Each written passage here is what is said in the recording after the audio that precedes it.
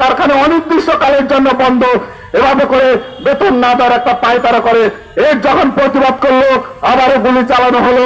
আমরা স্পষ্ট ভাবে এই সমাবেশ থেকে বলতে চাই, এর আগে খেয়াল করেন এই অন্তর্বর্তী সরকারের যারা আছেন দায়িত্বে তাদের আমরা হুঁশিয়ার করে দিচ্ছি, 16 বছর ধরে শেখ হাসিনা শাওয়ার করেছিল পুলিশের উপর।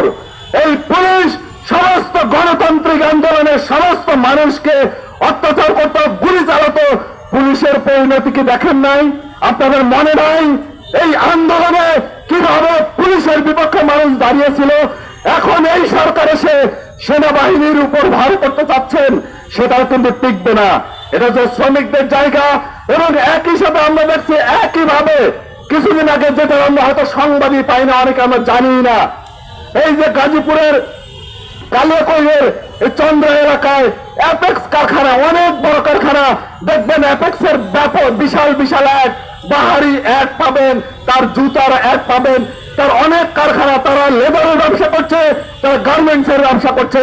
এই অ্যাপেক্স কারখানা শ্রমিকরা তাদের যে বর্ধিত মজুরি, তাদের যে 18 দফায় যে চুক্তি হয়েছিল, সেই চুক্তিটা কার্যকর করার জন্য অ্যাপেক্স কারখানা শ্রমিকরা বলেছিল আমরা মালিক পক্ষের সাথে, ম্যানেজমেন্টের সাথে কথা বলবো, কিন্তু এই মালিক পক্ষ শ্রমিকের সাথে কথা বলেনি।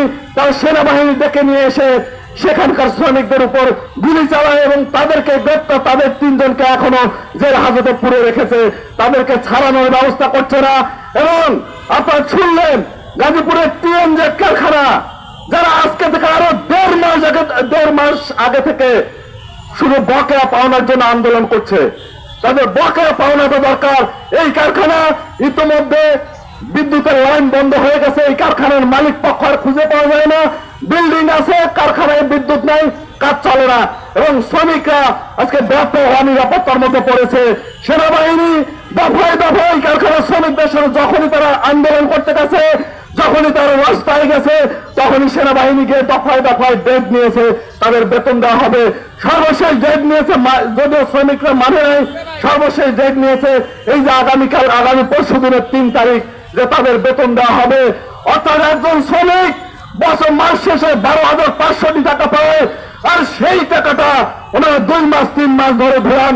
এখনো পর্যন্ত দেখবেন না বিজিএমের মধ্যে সেনাবাহিনীর কোন অভিযান চললো, এখনো পর্যন্ত আমরা দেখবো না সরকারের বিকেএমই বা এই যে সচিবালয়, এই যে আমলাতন্ত্র আমলারা, তারা এই যে গার্মেন্টস মালিক যারা দিনের পর দিন এভাবে শ্রমিকের শ্রম শোষণ করে, শ্রমিকের মজুরি শোষণ করে, তাদের বিরুদ্ধে তাদের কোনো অভিযান নাই।